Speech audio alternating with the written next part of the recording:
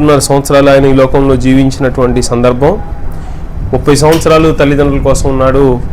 3.5 సంవత్సరాలు మరి తను ఏ పని నిమిత్తమైతే ఈ లోకానికి వచ్చాడో దేవుని యొక్క మరి చిత్తం ఏమైతే ఉందో దాన్ని జరిగించే దానికోసం యేసుక్రీస్తు వారు 3.5 సంవత్సరాలు పనిచేశాడు. ఈ 3.5 సంవత్సరాలు పనిచేసినటువంటి క్రమంలో మరి ఆయన సిలువ వేయటానికి వారం రోజులుగా అప్పగించబడి మరి ఆయన అనేక శ్రమలు పొంది మరి శుక్రవారం మరి 12 గంటల నుంచి 3 గంటల వరకు సిలువ మీద తను మరి అనేక బాధ పడుచు జరిగినటువంటి క్రమాన్ని ఉద్దేశించి మరి మొట్టమొదటిగా సిలువలో పలికేటువంటి మాట లూకా సువార్త 23వ అధ్యాయము 34వ వచనంలో మనం చూసినట్లయితే, యేసు తండ్రి వీరేమి చేయుచున్నారో వీరు ఎరుగురు గనక వీరిని క్షమించమని చెప్పాను.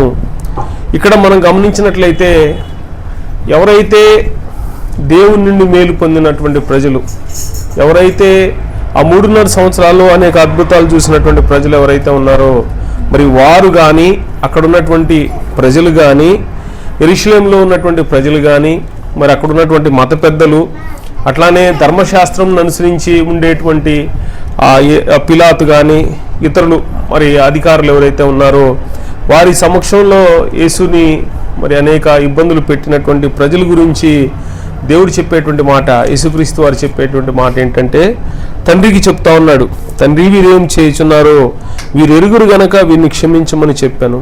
అక్కడ ఆయన మరి నేను మేలు చేశాను కదా, మరి నాకు తిరిగి వీళ్ళు కీడు చేస్తున్నారు అనేటువంటి ఆ సందర్భం యేసుక్రీస్తు వారు గుర్తు చేసుకోవట్లేదు. కానీ వాళ్ళు చేసేటువంటి ఆ తప్పుల్ని మన్నించమని తండ్రిని అడుగుతా ఉన్నాడు. ఈ యేసుక్రీస్తు ఇలా అడగడానికి గల కారణం ఏంటంటే తండ్రి మనసు కూడా క్షమించేటువంటి మనసుగా ఉందనేది మనం ఆది కాండంలో అనేక సందర్భాల్లో చూస్తాం. దానికి మనకి బెస్ట్గా చెప్పుకోగలిగినటువంటి ఉదాహరణ ఏంటంటే మరి సంసోన్ని దేవుడు జ్ఞాపకం చేసుకున్న విధానం. అయ్యా మరి నేను చేశాను. ఎందుకంటే సంసోను కూడా సున్నతి పొందినవాడుగా మరి దేవునికి ప్రత్యేకించబడినటువంటి వాడుగా ఉన్నటువంటి సందర్భంలో సంసోను అనేక తప్పులు చేసినప్పుడు తండ్రిని అడుగుతాడు, అయ్యా ఒక్కసారి నన్ను జ్ఞాపకం చేసుకో, మరి నేను నీకు విరోధంగా అనేక పాపాలు చేశాను, నన్ను జ్ఞాపకం చేసుకోమంటే తండ్రి మరి సంసోన్ని జ్ఞాపకం చేసుకొని తన బలం ఏదైతే, తన నుండి విడిపోయినటువంటి బలం ఏదైతే ఉందో మళ్ళీ అది మనం సంసోనికి ఇచ్చినటువంటి సందర్భాన్ని మనం చూస్తాం. అంటే అక్కడ తండ్రి మనసు. అలానే యోసేపుని కూడా మనం చూస్తాం. మరి యోసేపుని మరి వాళ్ళ అన్నలు అనేక బాధలు పెట్టిన తర్వాత ఐగుప్తు దేశానికి మరి బానిసగా అమ్మిన తర్వాత యోసేపు మరి ఐగుప్తు దేశంలో ఉన్నతమైనటువంటి స్థానంలో ఉన్నప్పుడు మరి యోసేపు అట్లనే యాకోబు వాళ్ళకి కరువు ఉన్నటువంటి సందర్భంలో మరి వాళ్ళు ఐగుప్తుకి వెళ్ళి మరి ధాన్యం తీసుకోవడానికి వెళ్ళిన సందర్భంలో యోసేపు వాళ్ళ అన్నలను గుర్తించి వీరు మా అన్నలని చెప్పేసి చెప్పినటువంటి సందర్భంలో అయ్యా మీరందరూ ఇక్కడికి రండి అని చెప్తాడు. ఇదంతా కూడా లూకాసు మన ఆది కాండము 40-42 అధ్యాయాల్లో ఉంటుంది. అంటే ఇక్కడ యోసేపు మరి తనను బాధ పెట్టినటువంటి వారిని, మరి ఇబ్బంది పెట్టినటువంటి వారిని, సొంత అన్నదమ్ముల్ని మరి యోసేపు అక్కడ క్షమిస్తున్నటువంటి సందర్భాన్ని మనం చూస్తాం. అంటే తండ్రి మనసు ఎవరైతే కలిగి ఉంటారో అదే మనసు కలిగినటువంటి కుమారుడైన యేసుక్రీస్తు వారు కూడా మరి తనని బాధ పెట్టేటువంటి ప్రజల గురించి అక్కడ తండ్రికి మొరపెడుతున్నటువంటి సందర్భాన్ని, అంటే మనం ఈ లోకంలో మరి మనం మొట్టమొదటిగా మనం జీవించేటువంటి అనేక అనుభవాల్లో మనం చేయలేని పని ఏంటంటే క్షమించలేని పని. ఏదైనా మనకి ఆపద కలిగినా, నష్టం కలిగినా, ఇబ్బంది కలిగినా వెంటనే అక్కడ మనం ఏం చేస్తామంటే అక్కడ ఎవరైతే మనకు కలిగించారో వాళ్ళని మనం క్షమించలేనిటువంటి స్థితిలో ఉంటాం, లేకపోతే వాళ్ళతో దూరంగా ఉంటాం. వాళ్ళకి సందర్భం వచ్చినప్పుడు మనం వ్యతిరేకంగా ప్రతీకారం తీర్చుకునేటువంటి సందర్భం మనం చేసేదానికి ఆలోచిస్తాం. కానీ దేవుని కలిగి ఉన్నటువంటి మనం, లేకపోతే యేసుక్రీస్తు చెప్పినటువంటి ఆ సందర్భాన్ని మనం ప్రతి సంవత్సరం ధ్యానం చేసేటువంటి మనం దేవుని మనసు కలిగి ఉన్నాము అనేటువంటిది మనం ఎప్పటికప్పుడు మనం రివ్యూ చేసుకుంటూ తండ్రి మనసు ఏదైతే ఉందో క్షమించే మనసు దాన్ని మనం కలిగి ఉండాలని, అదేవిధంగా యేసుక్రీస్తు వారు మరి తను ఎందు నిమిత్తం ఈ లోకానికి వచ్చాడో దాన్ని మనం అనుసరించేటువంటి వారంగా, అంటే యేసుక్రీస్తు వారు మరి 3.5 సంవత్సరాలు పరిచర్య చేయకముందు 30 సంవత్సరాలు తల్లిదండ్రులకి అనుకూలంగాను తల్లిదండ్రులకి యోగ్యంగాను జీవించినటువంటి మరి కుమారుడిగా అక్కడ ఉన్నాడు. జనరల్గా మనం ఏం చేస్తామంటే ఉన్నటువంటి పరిస్థితులను బట్టి మన యొక్క నిర్ణయాలు ఉంటాయి. కానీ మనకంటూ ఒక గురి ఉంది, మనకంటూ ఒక నిరీక్షణ ఉంది, మనకంటూ మరి ఒక భవిష్యత్తు, అంటే ఈరోజు ఇలా ఉన్నామంటే రేపు ఇంతకంటే ఇక బాగుంటాం అనేటువంటిదే మన భవిష్యత్తు. ఎందుకంటే యేసుక్రీస్తు వారు నిన్ను విడువను నిన్ను ఎడబాయను అనేటువంటి వాగ్దానం మనకి అనేక సందర్భాల్లో అనేక భక్తుల ద్వారా చెప్పినటువంటి సందర్భాలు ఉన్నాయి.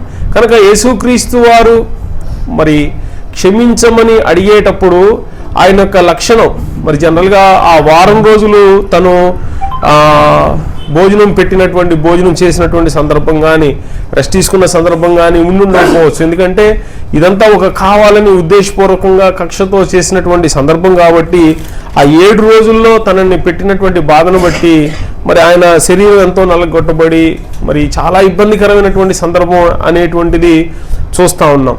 ఆ సందర్భంలో కూడా మరి యేసుక్రీస్తు వారు ప్రజల గురించి చెప్తున్నాడు.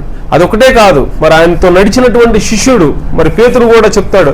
పేతురుకి మరి వీళ్ళందరూ ఒకసారి భోజనంలో కూర్చున్నప్పుడు పేతురు మరి నువ్వు కూడా నన్ను ఎరగనని ముమ్మారు నువ్వు చెప్తావు అని చెప్పినప్పుడు నేను అలా ఎందుకు చెప్తానని చెప్పేటువంటి సందర్భం.